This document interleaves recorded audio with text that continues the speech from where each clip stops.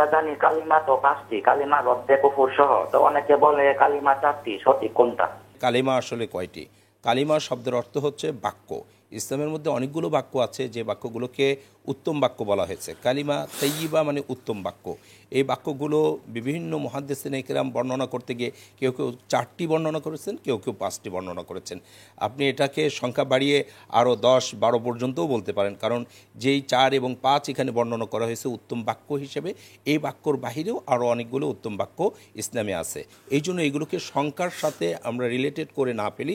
যেগুলো হাদিসের মধ্যে উত্তম বাক্য বলা হয়েছে, যেগুলো দিয়ে জিকির করতে বলা হয়েছে সকাল এবং সন্ধ্যায়, আমরা বাক্যগুলোকে সংখ্যার সাথে রিলেটেড না করে যখন যে বাক্য যে নামাজের পরে বা যে সময় পড়তে বলা হয়েছে আমরা সেই সময় পড়ব। বিশেষ করে দিনের শুরু এবং দিনের শেষে যে জিকিরগুলো যে বাক্যগুলো পড়তে বলা হয়েছে এর মাধ্যমে আমরা যেমন কালিমা তাইয়্যিবা বলি, যেমন কালিমা তাইয়্যিবা লা ইলাহা ইল্লাল্লাহ মুহাম্মাদুর রাসূলুল্লাহ, এরকম মিন করেছেন যে আসলে আমরা তো এটাকে এটা তো ইসলামের মূল 5টি স্তম্ভের মধ্যে একটি, শুরুটা ঈমান।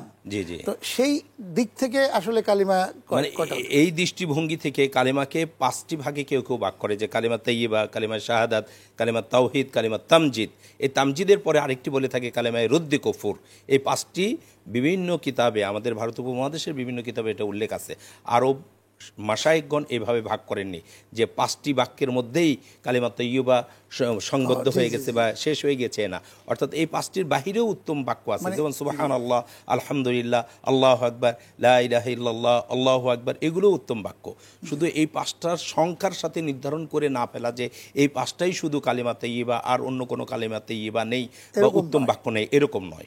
এটাকে অনেকে তার কিতাব লিখতে গিয়ে যে আমি আমার কিতাবে 4টি উত্তম বাক্য লিখলাম, উত্তম, আর কেউ কেউ তার কিতাব লিখতে গিয়ে যে আমি 5টি বাক্য এখানে নিয়ে এসেছি। তো এই 5টি শুধু বাক্য নয়, আরও বাক্যও আছে।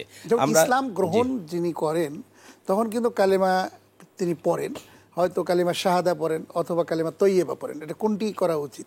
হ্যাঁ, কালিমা শাহাদা পড়া উচিত।